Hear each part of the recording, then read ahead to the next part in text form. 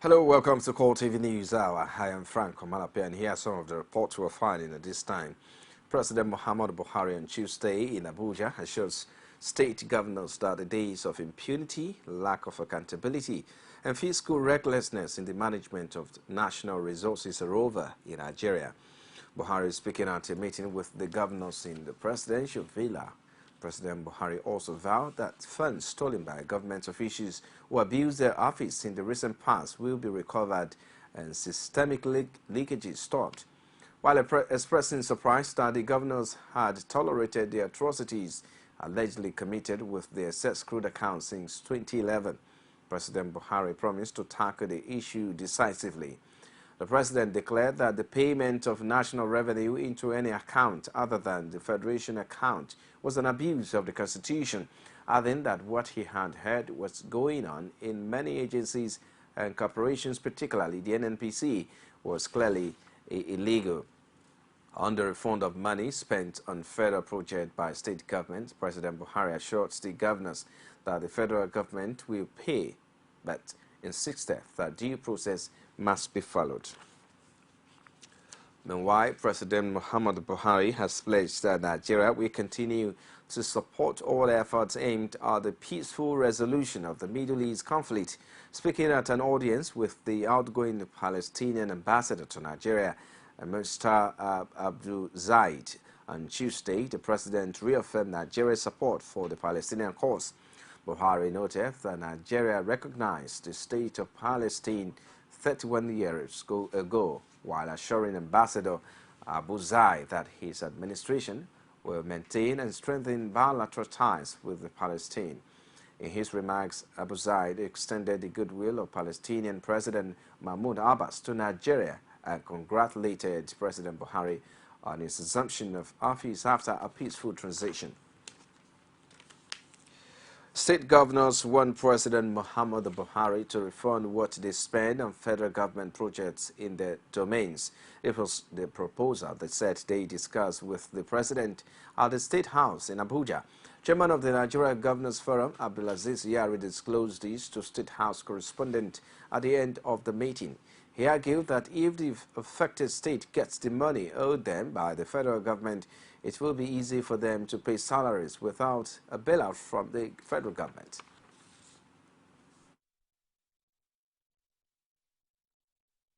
Popular words, more especially used by the phrase, we requested from the president that we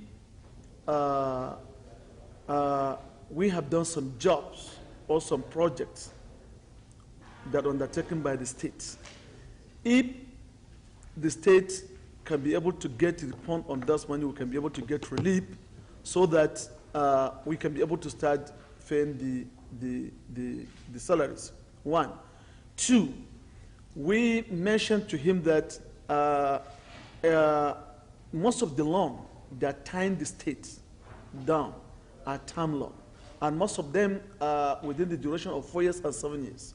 So now the full balance of the loan, if it can be straightened to 20 years, I think it will give relief so that we can be able to continue with the activities and salaries can continue to be paid by the state. And also, the tax-paid money that are paid by LNG, about 1.6 billion, we also requested, instead of paying to the federal government, we requested those monies should be paid to the federation account so that it can be shared to the facilities of government, so that we can also get ready to do one or two things. I think that these are the issues that we raised heavily, and also we talked to President that the President should follow the constitution of the country, more especially when it comes to the issue of money sharing. Section 80 is very clear that we urge President that all monies should go to the consolidated revenue account for the purpose of sharing.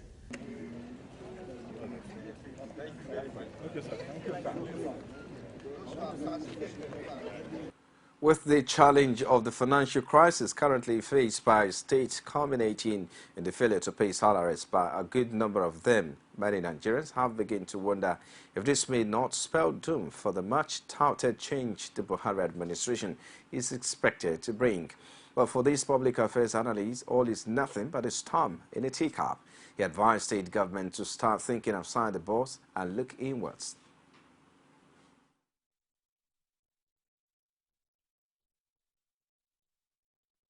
The state government should also look inwards, look for money, and some of the state governments, your overhead political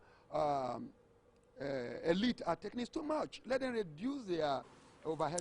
And now the People's Democratic Party has dismissed recent revelation by President Muhammad Buhari of an empty treasury as an excuse. He says it was an excuse for possible failure to deliver on campaign promises to Nigerians.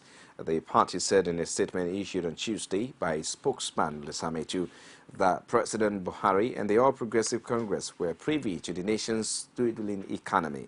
According to the PDP, the economic crisis was triggered by a global economic downturn caused by a fall in international oil prices even before the start of the last electioneering campaigns. The party accused Buhari and the APC of choosing to deceive Nigerians with bogus promises, only to now resort to excuses after using the promises to secure power at the center. And a controversy trailing the emergence of Ondo State Governor Olusegun Mimiko as the chairman of the People's Democratic Party Governors Forum has been laid to rest. His election was confirmed by his colleagues at the end of a meeting on Monday night in Abuja. In a communique read on behalf of other governors by the Ebonyi State Governor Dave Umahi, the PDP Governors Forum affirmed its support in the choice of Mimiko. The governors also resolved to speak with one voice on issues of national importance.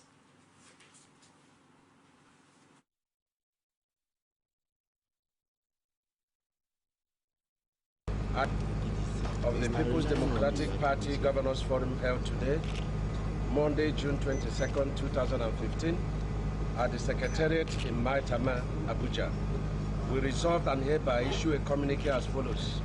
Number one, the election of His Excellency Dr. Olusegun Mimiko of Ondo State as the chairman of the forum was ratified by all the governors present, 12 of the governors that came.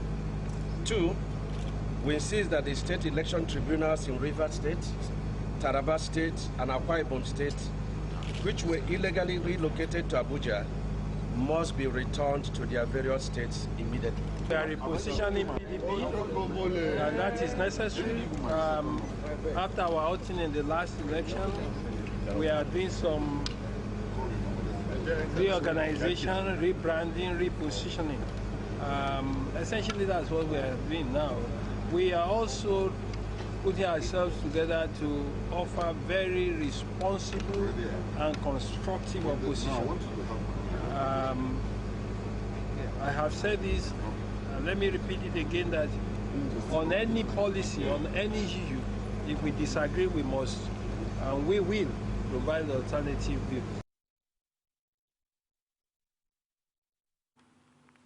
Now, the National Assembly is to take a second look at its budget to ensure that it is in line with the current economic realities. Senate President Bukola Saraki will disclose this in a welcome address after a 2-week break, added that the federal legislature will make its budget more open. The Senate is back in session after a 2-week break. During this period, nationwide attention was on the current economic situation, with many Nigerians complaining of an alleged plan by lawmakers to share almost 9 billion naira as wardrobe allowance. The Senate President described the claims as mischievous in his welcome address. In the last few days, we've seen the media awash with fictitious reports on wardrobe allowances for National Assembly members. The response to this report, which was false and reckless at best, further emphasizes the need for us to be more transparent in the National Assembly to avoid attendant misinformation this type of mischief can bring. He, however, indicated that the new leadership of the National Assembly plans to take a second look at its budget as well as make it more open. We shall be setting up a committee, ad hoc committee immediately to reappraise the structure of the National Assembly budget, review the level of openness, the level of public enlightenment, to ensure that the entire budget is in line with economic realities. The Senate President also touched on the inability of many states to meet their obligations. His advice is that this is a time for governments at all levels to be more creative in raising their revenue base, and for the legislature to work at reducing all revenue leakages. We must get into the business segment and make priority efforts to have a closer review of the revenue stream. One sure task we must deal with is to ensure to minimize the current crisis will be to find ways and means to shore up the revenues. To achieve this, all cards will be on the table. Most importantly, we must reduce to the barest minimum revenue leakage points. The Senate President also announced the immediate composition of an 18-man Senate ad hoc committee comprising 3 senators from each geopolitical zone to draw up a legislative agenda for the 8th Senate. The committee is expected to turn in its report within a week. Former Kano State Governor Rabiu Kwankwaso has been formally sworn in as senator as the Senate resumed from a 2-week break. He took his oath on Tuesday as a result of his absence alongside other APC senators who were at the International Conference Center at the time the Senate was being inaugurated on June 9. Kwankwaso was also not in the chamber the day Ahmad Lawan and 28 others took the oath. While Senate President Bukola Saraki has named Senator Issa Galaudu, who represented Kebbi North Senatorial District in the 7th Senate, as his Chief of Staff. He also appointed the immediate past Commissioner for Information and Strategy in Ogun State, Yusuf Olaniyono, as a Special Advisor of Media. Deputy Clerk to the National Assembly, Benedict Efeture, on Tuesday said in a statement that the appointment take immediate effect. Away from there now, members of the Senate loyal to Senate President Bukola Saraki has rejected the position of the All Progressive Congress on principal leaders. They are not prepared to accept the choice of Ahmad Lawan as majority leader, even though they agreed to hand the position to the Northeast Zone. Indications to these emerged at a meeting attended by members of the 2 contending groups in the party's Senate caucus. The Saraki group also planned to zone the position of Deputy Senate Leader to the Northwest, Chief Whip to the Southwest, and Deputy Whip to the lone APC Senator from the South Francis Alimi Kena. You're watching CoreTV News. I will take a break now. I'll be back shortly with more stories. Do join us again. As news breaks, people don't let events pass without giving their comment or reactions. When the problem arises in society, these are the people that you'll be consulting.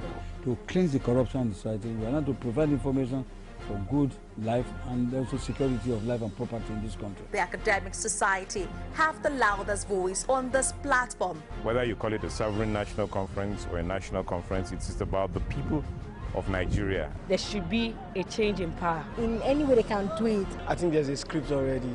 Every Tuesday at 8:45 p.m. on this station. From the Ivory Tower, a must-watch for the learning minds. You're watching CoreTV News Hour live from our Lagos studios. All our top stories can be found on our social media platforms. Facebook.com/CoreTV News. You can also follow at CoreTV News NG. For live streaming, log on to youtube.com/CoreTV. Leave a space, the news. And now, reconciliation talks among senators elected on the platform of the All Progressive Congress have failed to yield positive result. This was after senators loyal to Senate President Bukola Saraki insisted on caucuses selecting principal other officers instead of the party leadership. The meeting, which was called to resolve the intra-party crisis over the emergence of Bukola Saraki as Senate President, also resulted in a fiscal assault. Renew the spirit of love, cooperation, and trust in one another. The leadership of our party expects us to hit the ground running, and the Nigerian populace are waiting to see us in action to deliver on our promises and commitment. Let us start this journey of unity today, my distinguished colleagues. Let the world see that yes, in the 8th Senate, We are one family and we are capable of doing it. We should work together and ensure that we're not distracted and let us be focused and let us be focused and determined. Distinguished colleagues, I do believe no matter what the issues are standing amongst us as a family, they are surmountable and they are resolvable. In the atmosphere of love and understanding, in this room today, we can and we shall put the past behind us and we shall come out of this room individually and collectively victorious. There is nothing like a winner or a loser. Our party APC is the winner and we are all conquerors.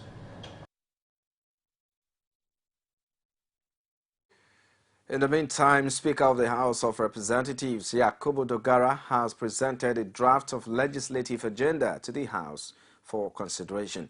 He explained the framework which focuses on review of national budgetary process and transparency in governance, among others, will serve as roadmap for the 8th House.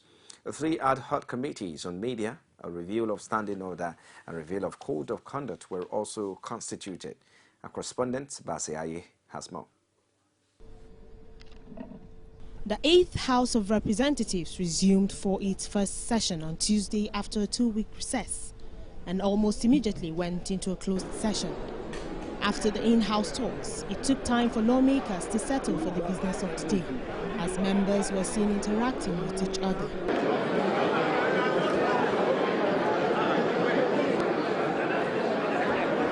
At 12:23, the Speaker called the House to order, which signifies the commencement of legislative business. Speaker Dogara then presented the draft legislative framework. The 8th House of Representatives takes off against a background of huge expectations from Nigerians. These expectations relate to the way government business is conducted. To address this expectation, the House of Representatives will implement a legislative agenda that will position the House to deliver legislation in aid of development and reforms aimed at improving conditions of living in Nigeria. The agenda outlines steps and prioritizes legislative actions required to achieve set goals and objectives. Then it was time for the business of the day, and members jostled to move their motion. However, the 2 motions brought before the House were dropped, as the sponsor of one of the motions was absent, while the other stepped his motion down. But Adamu Kamale, representing Michika and Madagali federal constituencies of Adamawa State, was quick to raise a motion on the urgent public importance. He wants a federal intervention in rehabilitating roads and bridges in Michika and Madagali constituencies affected by Boko Haram. I would like this Honorable House to consider this issue at stake by first resolving to direct the National Emergency Management Agency, that is NEMA, and other relevant agencies to facilitate the erection of temporary bridges across the 4 rivers that the major bridges have been destroyed. That's the first prayer, Mr. Speaker. The second one is, of course, to get a permanent solution, in which case I also plead with this Honorable House to resolve to direct the Federal Ministry of Works to, as a matter of urgency, embark on construction of the 4 bridges, one at Dilchin, one at Kutu, one at Urongaini, and one at Kalaa. The House has adjourned till Wednesday for further legislative activities. Basi Aye, CoreTV News, Abuja. And now the South Caucus of the All Progressive Congress in the House of Representatives has a kick to Keynes an alleged proposal from the Loyalist group to allot the position of Deputy Chief Whip to the region. Speaking at a press briefing, the leader of the caucus, Pali Iriashe from Edo State, described the proposal as fraudulent and insensitive, as zoning of principal officers has never been discussed. The further stated that such selfish act was responsible for the emergence of the leadership of the upper and lower chambers. The Kaduna State government has formally communicated a decision to stop the practice of distributing food items and gifts during Ramadan to Islamic leaders. Governor Nasir El-Rufai explained that the state is broke and needs to tighten its finances to serve the people in a manner that benefits the masses' support for the change. He added that the so-called feeding of the poor during Ramadan is a window created to loot the public treasury with impunity using religion as a cover. In a press statement issued by Special Assistant Media and Publicity Samuel Rowan, the governor made it clear that the government will also no longer tolerate the siphoning of resources in the guise of gifts to prominent politicians, public servants, and famous figures. And now the police authorities have deployed additional 158 patrol vehicles on the nation's highways in order to Inspector General Solomon Arase. This, according to him, is in preparation to take in charge of internal security across the country in line with a presidential directive. The Inspector General told journalists in Abuja that the police are prepared to fill any void that may be created by the dismantling of military checkpoints across the country. The issue is that, when you want to dominate the security space, it is how you strategically deploy your resources. That is what matters. The most important thing is for us to give Nigerians that psychological reassurance that there is police presence everywhere we go. Even the citizens, you also have a function to perform in internal security management. If you get information, you pass it on to the police force. Everybody, it's not only the police business. It's a collective thing.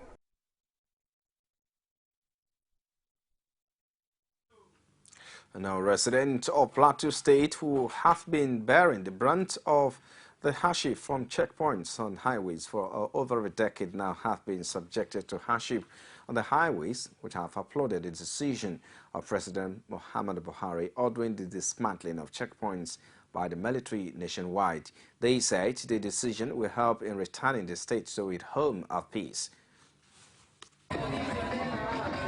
While the people of Plateau State had protested several times over the presence of numerous military checkpoints all over the state for well over a decade now, most Nigerians only became fully aware of military checkpoints with the advent of the Niger Delta insurgency and the campaign of terror by the terror group Boko Haram, and many have always wondered when it will end.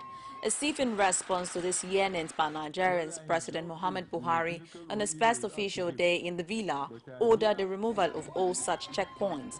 Expectedly, this has elicited a huge letting off of pent-upon emotions by the long-suffering people of Plateau State. Well, I want to appreciate the President for the instruction to dismantle roadblocks because to me, they are very important part, okay, but the level at which they were going about the whole thing gave us a kind of impression that they are more or less revenue earning blocks for the task force.